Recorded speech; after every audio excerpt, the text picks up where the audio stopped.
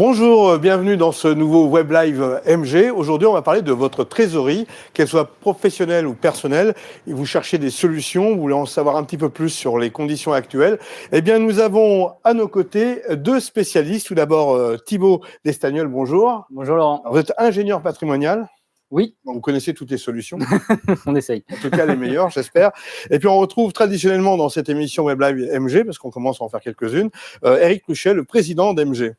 Bonjour Laurent. Alors, on peut s'étonner de se dire, bah tiens, MG, plutôt expertise comptable, s'intéresse aux financiers forcément avec les bilans, mais aussi à travers ses services que vous proposez. Tout à fait, Laurent. MG accompagne bien évidemment les chefs d'entreprise tout au long de leur parcours professionnel, tout au long de leur vie professionnelle.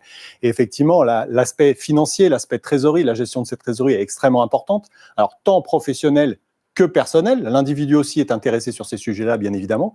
Et pour ce faire, effectivement, depuis plus de 20 ans, le groupe MG a créé une cellule de gestion de patrimoine, d'audit patrimonial, dont Thibaut Destagnol fait partie, qui permet effectivement d'accompagner. Aujourd'hui, nous avons 8 personnes, dont 3 ingénieurs patrimoniaux dans cette structure. Alors, comment optimiser sa trésorerie? C'est ce que nous allons voir. Vous pouvez réagir puisque nous sommes en direct pendant une demi-heure. Et même si vous nous regardez en replay, nous viendrons régulièrement avec Aurélie, notre webmaster, regarder les différentes questions et on va peut-être interagir ensemble. Alors, la première question, comment ça se présente chez MG? Je sais qu'en termes d'encours, vous êtes sur 120 millions d'euros. Ce n'est pas rien. J'imagine que vous avez différents profils de clients et de propositions. Oui, alors 120 millions, c'est ce qu'on gère aujourd'hui actuellement. Et c'est une vraie chance, en tout cas, de travailler avec le groupe MG, puisque du coup, on accompagne tous les gérants de sociétés, tant sur leur cession, mais aussi sur leur emploi de leurs capitaux et sur des stratégies globales qui répondent à leurs objectifs. Alors, si on doit résumer en quelques mots cette gestion patrimoniale, que diriez-vous? Alors, si on devait résumer le métier du conseil en gestion de patrimoine, ce serait de l'appréhender comme un puzzle où on assemble les différentes pièces, à la fois financières, juridiques, fiscales, pour arriver non pas à une, mais peut-être plusieurs stratégies pour répondre à des objectifs précis, comme par exemple optimiser la rentabilité, ce dont on parle aujourd'hui, ou réduire ma fiscalité, protéger mon conjoint, ou commencer à réfléchir sur la transmission de son patrimoine. Alors, quand on dit patrimoine, on a l'impression qu'on s'adresse qu'aux riches.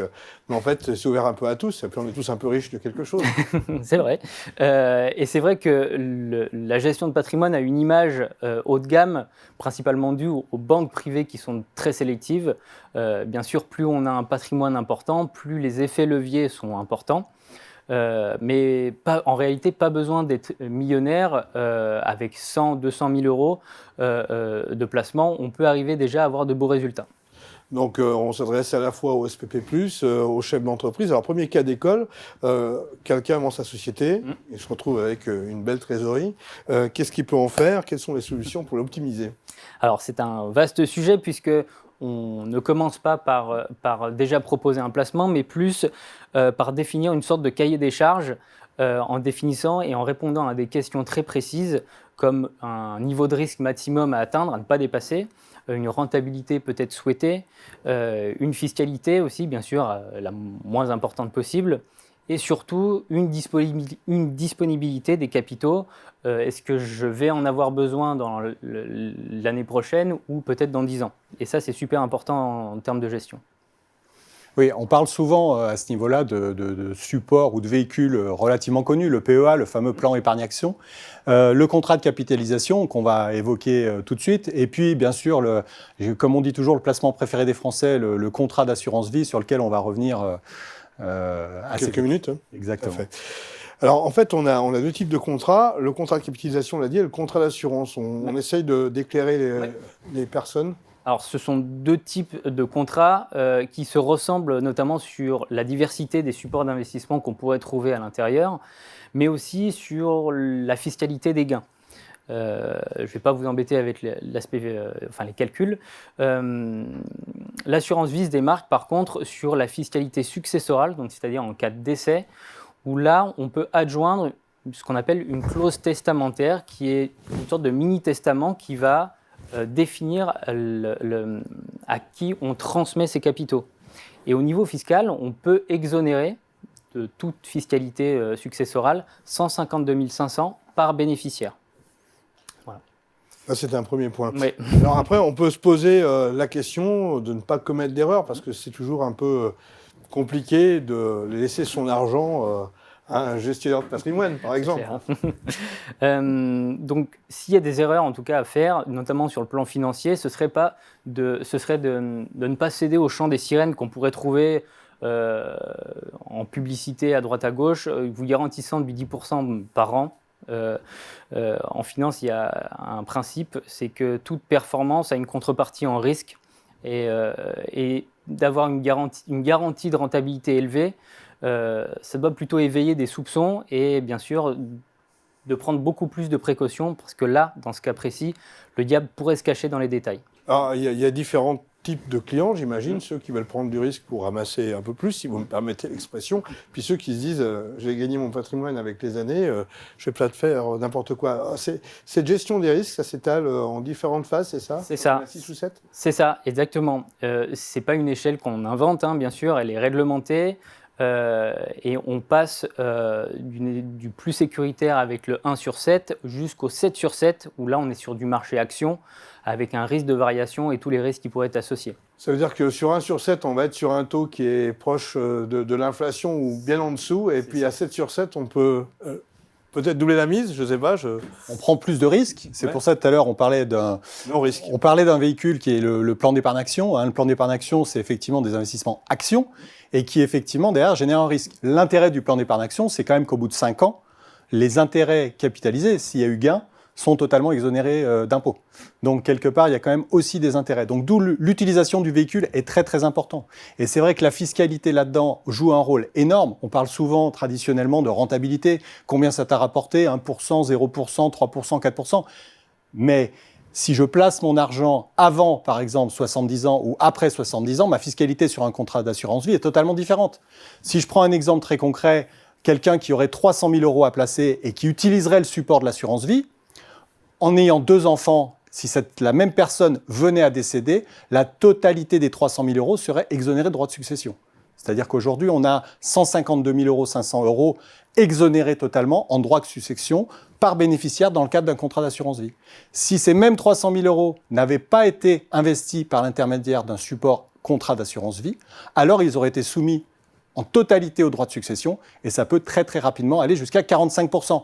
Donc 45% de taxation sur 300 000 € en cas de décès.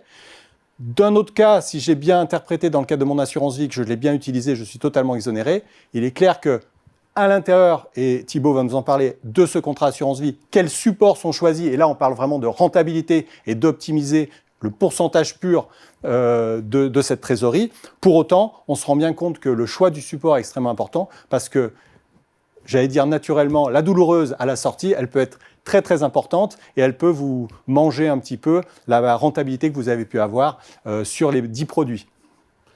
Pour y voir clair, d'autres exemples, d'autres précisions?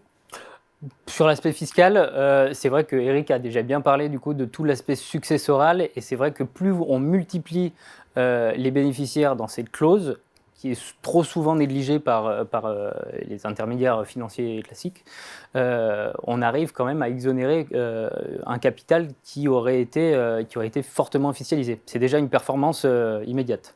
Alors, toujours sur l'assurance vie, on entend souvent dire que l'assurance vie est bloquée pendant 8 ans. Est-ce systématiquement vrai? Alors pas du tout. C'est, on va dire, un abus de langage. C'est simplement que cette période de 8 ans, au bout de cette période de 8 ans, l'assurance vie va avoir une fiscalité allégée sur les gains. Mais même avant 8 ans, vous pouvez retirer à tout moment les capitaux qui sont investis en assurance vie. Là, on parlait plutôt du perso. Au niveau professionnel, qu'en est-il? Alors, au niveau professionnel, déjà, il faut définir pour l'entreprise quel est son niveau excédentaire de trésorerie, c'est-à-dire son niveau excédentaire, c'est la trésorerie qu'elle n'aura pas besoin pour faire fonctionner son exploitation dans un cadre normal. Donc on parle bien évidemment du fonds de roulement, du besoin en fonds de roulement, de la trésorerie normale. On n'utilise pas un PGE pour faire un placement financier, ce n'est pas son objectif. Donc effectivement, on parle uniquement de cette trésorerie excédentaire. On peut dire que c'est la bouée, la sécurité, le parachute, peu importe comment on va le dénommer, mais c'est cette trésorerie dont l'entreprise n'a pas besoin pour fonctionner. Voilà, spontanément, j'ai une question d'Agnès. Bonjour. Ce qui nous intéresse, c'est le placement de la trésorerie à court terme pour une société qui fait de la contractance générale. c'est encore Ouais. un autre cas. Ah oui, alors du coup, c'est vrai que sur du court terme, on l'a vu tout à l'heure, hein, on a mis en relation le risque et la rentabilité, mais il y a aussi cette notion d'horizon d'investissement qui joue fortement sur l'allocation qu'on peut faire, notamment en trésorerie. Pour une trésorerie courante, clairement, on ne va pas pouvoir prendre beaucoup de risques puisqu'on s'engage sur un faible horizon d'investissement. Et donc, du coup, on a des solutions classiques du banquier, comme le dépôt à terme. Alors, avec des taux qui sont historiquement bas, ça ne va pas chercher très loin en termes de rentabilité. On parle de 0,05, ça fait rêver personne. Hein. Exactement. Par contre, si on peut aujourd'hui, sur cette trésorerie, et là, comme l'a dit Eric, parler d'excédent de trésorerie, bloqué sur une durée un peu plus longue, on peut faire des choses un peu plus intéressantes, de l'ordre de 3 à 4% net de frais de gestion. Au niveau fiscal, pour y voir clair, on peut parler de compte titres, de dépôt à terme. Tous deux offrent les mêmes reflets ou pas? Aujourd'hui, c'est clair que il y a pas, quand on parle de dépôt à terme compte titre, on n'a pas de fiscalité privilégiée, fiscalité particulière. Vaut mieux regarder effectivement un contrat de capitalisation, et d'investir sur des supports. Alors, en ce moment, compte tenu de la situation, c'est vrai que les supports qui sont basés sur de l'immobilier ont relativement la cote parce qu'il y a une certaine stabilité et, comme vient de le dire Thibaut, avec des rentabilités nettes de frais de gestion qui avoisinent les 3-4%. Donc, c'est vrai qu'on évoquait tout à l'heure le 0,05% du compte à terme. Je dirais, il n'y a pas photo, même si 3 ou 4% intrinsèquement, ça ne fait pas soulever les foules d'un point de vue investissement financier. Pour autant, par rapport à un 0,05, c'est vrai qu'on est dans une configuration plutôt extrêmement positive. C'est vrai que ça fait la différence, en tout cas, si on est capable de bloquer, je dirais, sur 2-3 ans, ces sommes-là, que ce soit au niveau perso ou au niveau pro, avec des excédents de trésorerie, on peut partir sur ce genre de support. Et en plus de ça, le contrat de capitalisation offre une fiscalité avantageuse par rapport au compte titre et au dépôt à terme qu'on a vu, puisqu'il permet de figer à l'ouverture une taxation qui est la même et bien sûr moins importante que ce qui aurait dû être payé si elle avait été en compte titre. Finalement, il faut bien prendre conscience des risques, d'échanger avec un conseiller financier pour se dire où je vais et à quel niveau aussi. Puis on peut faire le mélange des genres, on peut avoir une somme d'argent et diviser un peu les risques sur différents produits. Complètement, on a parlé tout à l'heure du véhicule, du support, que ce soit un PEA, un contrat de capitalisation, un contrat assurance vie, mais à l'intérieur de ces supports, quels sont les choix? Et c'est là où tout à l'heure Thibaut évoquait la zone de risque de 1 à 7. Effectivement, quelqu'un qui veut zéro risque, 1 à 7, aujourd'hui, on sait très bien que le taux de l'argent est négatif sur les marchés financiers.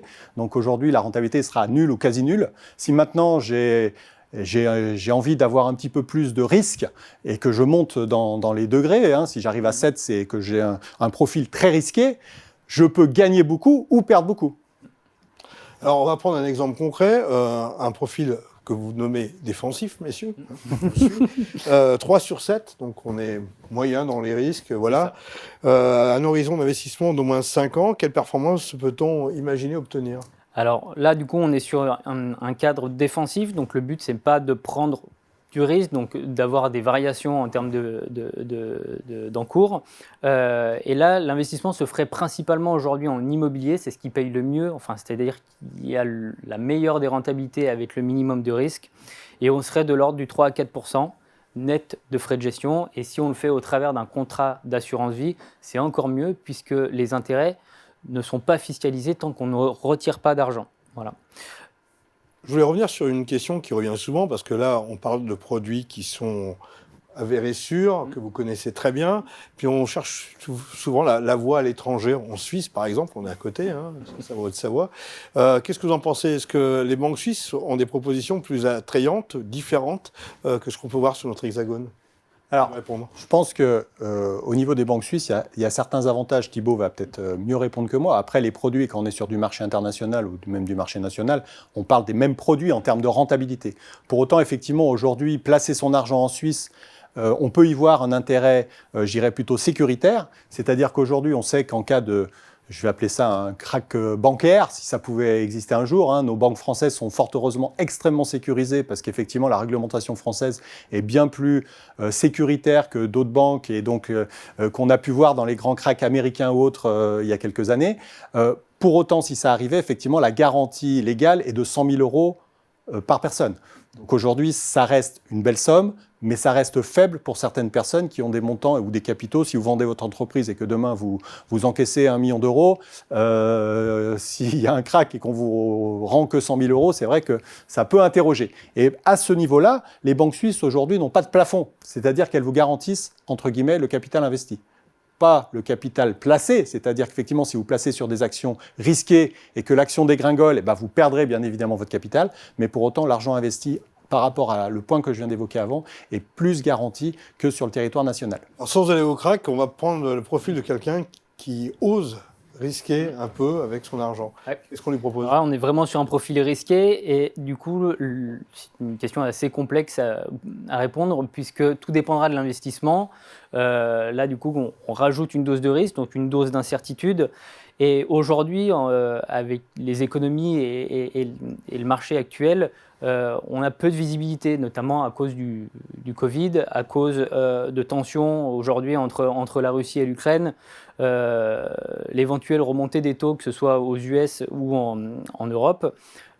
Beaucoup de dossiers sont sur la table qui rajoutent de l'incertitude et du coup, alors, ça pourrait être une opportunité de rentrer sur les marchés, étant donné la toute récente correction qu'il y a eu.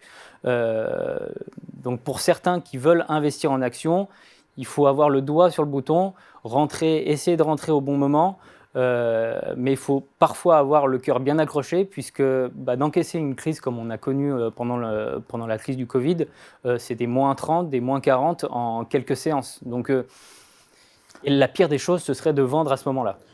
Il y a un facteur, l'inflation, on en parle. Alors l'inflation, c'est une chose, j'allais compléter ce que venait de dire Thibaut par rapport à ce phénomène-là. On a des clients qui en 2008 ont investi des sommes importantes, qui sont allés jusqu'à des pertes de plus de 50-60% de leurs capitaux, et qui aujourd'hui ont plus que doublé leur capital investi en 2008. Donc comme le disait Thibaut, c'est effectivement il faut avoir le cœur bien accroché, il ne faut pas avoir un besoin immédiat de cette trésorerie quand on joue sur les marchés actions. Pour autant, on sait que sur du long terme, le marché actions reste le marché le plus rentable. Mais effectivement, comme on dit, on fait le yo-yo. Et donc à ce niveau-là, il ne faut pas vendre dès que l'action baisse, parce que dans le temps, on sait que ça va remonter. Et effectivement, on vient de vivre 2 années complètement extraordinaires dans leur incertitude, où effectivement la visibilité, la lisibilité des marchés financiers était quasi impossible. Alors, je parlais de l'inflation. Est-ce que ça a des conséquences sur l'évolution des choix dans les semaines ou les mois à venir? Alors effectivement, l'inflation aujourd'hui, on augmente quand même pas mal. Et tout le segment, on va dire, support d'investissement garanti, taux garanti, comme on aurait pu trouver dans les contrats d'assurance vie avec le fonds euro, deviennent à rentabilité négative si on prend en compte cette inflation. Donc, pour avoir une performance nette de tout, il faut s'entraîner et aujourd'hui accepter de prendre un peu plus de risques. Alors, pas partir sur des profils complètement risqués, mais du 3/7 qui dégage du 3-4 net par an, permettent d'amortir et de compenser cette inflation. La crise, on l'a déjà connue. On est en train de la connaître, finalement, on s'en sort plutôt pas mal au niveau des entreprises. Comment vous projetez dans les 10 ans à venir ou les 5 ans à venir au niveau de, justement des placements et de cette trésorerie? C'est extrêmement compliqué comme réponse. Je vais me retourner vers Thibaut. Parce que si un gestionnaire de patrimoine était capable de prédire sur les 5 à 10 ans, Laurent, comme tu viens de nous le demander, je pense que demain, il va y avoir beaucoup de queues de clients qui vont faire la queue devant le groupe MG et Expert et Patrimoine, parce qu'effectivement, on serait très très fort. Non, je pense que la visibilité, elle est différente. Comme l'a dit Thibaut, il faut analyser le profil de chaque investisseur en fonction de ses velléités, en fonction de ses risques. Comme tu l'as souligné tout à l'heure, c'est aussi très souvent un panachage. Si j'ai une certaine somme, une certaine enveloppe, je vais utiliser un pourcentage de cette enveloppe sur des marchés actions, des marchés plus risqués, conserver une partie sur des fonds euros ou quelque chose de plus sécurisé pour garder effectivement une sécurité à une partie du capital. Et c'est le mix des deux qui fait que mon enveloppe globale va grossir d'un certain montant. Quelle visibilité on peut avoir demain? On a certains marchés qui sont tellement aléatoires, c'est sûr qu'on voit des montées extraordinaires, mais des chutes aussi encore plus extraordinaires sur des marchés pays de l'Est, les marchés chinois ou autres. Et c'est vrai qu'aujourd'hui, prédire tout ce qui va se passer, c'est aujourd'hui extrêmement compliqué. C'est pour ça aussi que l'aspect sécuritaire d'avoir des produits très intéressants assis sur de l'immobilier, que ce soit de l'immobilier personnel ou professionnel, souvent c'est des biens professionnels, ça assoit une certaine sécurité parce qu'on est sur des entreprises qui payent leur loyer, donc des entreprises stables. Donc finalement un produit très sécurisé avec une rentabilité très intéressante, je le redis, même si 3-4% ça ne fait pas soulever les foules, par rapport à un 0,05, c'est quand même beaucoup, beaucoup plus. Est-ce que, sans changer de sujet, est-ce que c'est pour ça qu'il y a une inflation immobilière aujourd'hui, que les gens ont réinvesti peut-être dans l'immobilier? Alors là-dessus, je pense qu'il y a un autre phénomène qui tient aussi de l'économique, qu'effectivement les gens ont une incertitude sur l'investissement financier, l'investissement action. Et donc effectivement, on sait très bien que dans toute crise, c'est un peu la pierre qui revient. La pierre, c'est un peu la sécurité. Hein. On n'est terrien, c'est du dur, on sait où on a mis l'argent et qu'en cas de problème, on est toujours à même de pouvoir revendre. Toutefois, attention quand même, hein, ça reste un investissement immobilier et on achète de l'immobilier. Comme je dis toujours aux clients, on n'achète pas ni une carotte fiscale, ni un placement de rentabilité, mais on achète un bien qu'il faudra revendre. Donc regardez toujours où se situe le bien, allez le visiter et n'achetez pas simplement sur plan parce qu'un vendeur de fiscalité est venu vous dire que vous allez avoir un abattement fiscal sur votre impôt. Attention à ça. Merci de cette précision importante. Alors on a une question sur le web, hein, vous pouvez réagir en direct. Recommanderiez-vous aujourd'hui de sortir l'argent ou de le laisser jusqu'à la retraite plus 20 ans? Alors, entre parenthèses. De le sortir de l'entreprise, Laurent? Ah ben, il faut traduire. Il faut traduire. Alors, c'est Agnès qui nous pose cette question-là. Recommanderiez-vous aujourd'hui de sortir l'argent ou de le laisser jusqu'à la retraite, entre parenthèses, plus 20 ans? Alors, si je considère, si je traduis que cette trésorerie est à l'intérieur d'une structure d'exploitation, c'est-à-dire dans une entreprise, il faut savoir effectivement, si je comprends que la personne en question n'en a pas besoin, tout dépend l'objectif personnel. C'est-à-dire qu'en fait, il y a une analyse économique. Est-ce que je suis en phase de cession d'entreprise? Et donc là, il y a des effets fiscaux, effectivement, des effets de levier de céder son entreprise à un moment ou à un autre, et donc de pouvoir bénéficier d'exonérations supplémentaires. Donc là, on rajoute encore, je dirais, une casquette aux leviers fiscaux qu'on évoquait tout à l'heure.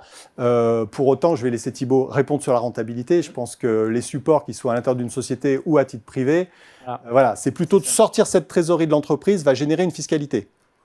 Et c'est ça qu'il faut éviter. Soit j'en ai besoin pour un autre projet, et à ce moment-là, ça s'analyse d'une certaine manière, soit je l'utilise à l'intérieur de cette société pour la faire grossir ou pour développer d'autres activités, et c'est encore... Donc là, je dirais que la question est très très large, c'est très compliqué d'y répondre simplement, on va dire. Et c'est clair que s'il faut sortir des capitaux d'une société, essayons de le faire avant 70 ans, puisque du coup, il y a toujours ce couperet à 70 ans où on change de fiscalité au niveau de l'assurance vie et on tombe vraiment sur une fiscalité bien plus lourde. Alors, on va revenir sur des cas pratico-pratiques. On l'a dit tout à l'heure en début d'émission, on peut commencer à s'intéresser à ce genre d'investissement à partir de 100 000 € et d'être accompagné par vos soins. On reviendra un peu sur votre rôle, parce que vous êtes un intermédiaire et c'est peut-être vous qui marquez le stop ou le feu vert au bon moment. Si j'ai 300 000 € à placer, qu'est-ce que j'en fais aujourd'hui? Alors, à cette date, ça fait une synthèse au final. Si on récapitule un peu toutes les étapes, bien sûr, c'est de se poser les bonnes questions. Est-ce que ces 300 000 sont pro, perso? À ce moment-là, je ne vais pas réfléchir de la même manière. Quels sont les objectifs? Est-ce que je vais avoir besoin de retirer ces capitaux très vite ou je peux les laisser placer longtemps? Et quels risques je peux prendre dans le temps?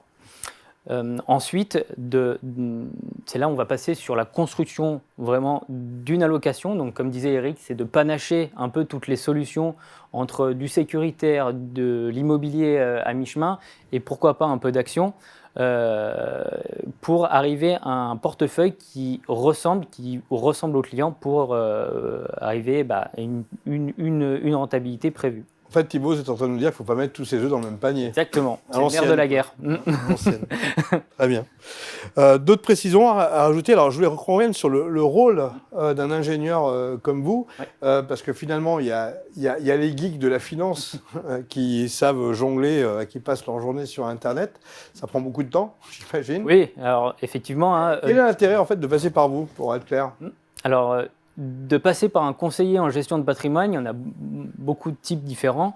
Mais aujourd'hui, nous, on a cette chance, c'est de pouvoir non pas être exclusif vis-à-vis de banques, c'est-à-dire pousser uniquement les produits d'une banque particulièrement. C'est de pouvoir choisir le partenaire avec qui travailler, donc bien sûr celui qui travaille le mieux, celui qui propose les meilleurs supports, et bien sûr de sélectionner aussi les meilleurs supports d'investissement qu'on peut trouver en France et à l'étranger, Luxembourg, Suisse, voilà. Et j'imagine qu'avec la vision globale que vous avez en tant qu'expert comptable, ça permet aussi d'être proactif, entre guillemets. Il est très clair qu'avec la connaissance qu'on peut avoir en tant qu'expert comptable du client, de son dossier, de son exploitation, mais également de sa situation personnelle, on travaille en totale transparence avec les équipes d'experts et patrimoine, ce qui nous permet effectivement d'optimiser au mieux la demande du client et son besoin. Donc effectivement, de pouvoir placer en fonction de son profil, comme l'a dit Thibaut, et d'optimiser effectivement cette rentabilité. Encore une fois, en France ou à l'étranger. Et comme l'a dit Thibaut, c'est très très important, on est capable de présenter tous les types de supports qui existent sur le marché. Voilà, contrairement à des gens qui sont plus attachés à une marque précise. Je dis marque, je pense à tous les partenaires financiers qui existent sur la place, qui effectivement ont tendance à pousser leurs produits maison. Et ça a un coût pour l'acteur qui vient vous voir? Alors, deux modes de rémunération, en tout cas pour le conseiller. Soit une rémunération sous forme d'honoraires, où là, du coup, on vous donne nos préconisations, mais à vous de les mettre en place de manière complètement libre avec qui vous voulez. Soit on va jusqu'au bout, donc la préconisation jusqu'à la mise en place. Et là, du coup, on a réfléchi à un modèle, c'est-à-dire que au lieu que ce soit le client qui paye, qui ait une facturation supplémentaire, on s'est adressé à nos partenaires qui nous rétrocèdent une partie de leurs frais de gestion. En gros, ça ne coûte pas plus cher au client de passer par nous, c'est simplement le partenaire qui nous rétrocède une partie. Sans compter le gain de temps dont je parlais tout à l'heure. Exactement. Ok, donc maximum de performance, minimum de risque, minimum de fiscalité, ça passe par une traduction que vous pouvez joindre à n'importe quel client tout au long de l'année. Parce que tout au long de l'année, j'imagine que vous rappelez les gens, et attention là, on a fait un truc, on change, etc. Il y a la flexibilité derrière, en fait, c'est la question que je voulais vous poser. C'est ça, bien sûr. Nous, on est une équipe, vous l'avez vu, de 6 personnes. On reste disponible, alors pas 24, mais beaucoup, enfin bien toute la journée en tout cas. Grosse disponibilité, j'espère, vous travaillez la nuit. Pardon ? Vous travaillez la nuit. Hein. Oui, oui. Mais c'est vrai qu'on essaye d'être disponible. Et puis surtout, ce que le client ne voit pas, c'est tous les petits grains de sable qu'on pourrait avoir sur un passage d'ordre, sur une gestion courante aussi d'un portefeuille. C'est nous qui nous en occupons pour le client. Donc ça, il ne le voit pas, mais c'est un confort en tout cas pour nos clients et j'espère qu'ils seront contents. Voilà. Eric, le mot de la fin ? Non, le mot de la fin, c'est de dire qu'aujourd'hui, on se rend compte que c'est un travail qui fait appel à des professionnels, c'est complexe. Ça change beaucoup. Aujourd'hui, on voit bien que d'un point de vue économique et par rapport à tout ce qu'on vient de vivre ces dernières années, les marchés ont été complètement fous. Ils sont montés, ils sont descendus. Donc, si on n'a pas derrière nous, effectivement, sur ce type d'analyse, des professionnels qui analysent ces marchés, je dirais d'une manière extrêmement précise. Voilà, tout à l'heure, on évoquait le fait de chacun peut aller boursicoter dans son coin. Parler, voilà, dans son coin, sur Internet, de connexion, de clics, et on est capable d'acheter des actions en bourse. Par contre, effectivement, de savoir quelles actions acheter, à quel moment les vendre, comment faire. Thibaut, à l'instant, évoquait le fait de faire vivre un portefeuille client, c'est-à-dire de l'analyser, de dire attention, là, effectivement, on a une zone de risque, de le faire évoluer, plus ou moins risqué, sur tel ou tel support. Et puis surtout, on en a parlé aussi tout à l'heure, cette fiscalité qui est liée à ces supports, qui est extrêmement importante. Donc le fait d'avoir effectivement une structure comme Expert et Patrimoine au sein du groupe MG nous permet d'optimiser pour les clients, et je le redis, tant professionnel qu'à titre privé, la gestion de ces capitaux. Thibaut, Eric, merci pour ces propos. J'espère que vous y voyez un petit peu plus clair. N'hésitez pas à poser vos questions à travers cette émission, même en replay, puisque nous consultons régulièrement les commentaires. À très bientôt, bon placement, et puis meilleurs vœux, messieurs, parce qu'il est encore temps. C'est vrai. Merci Laurent. Merci Laurent.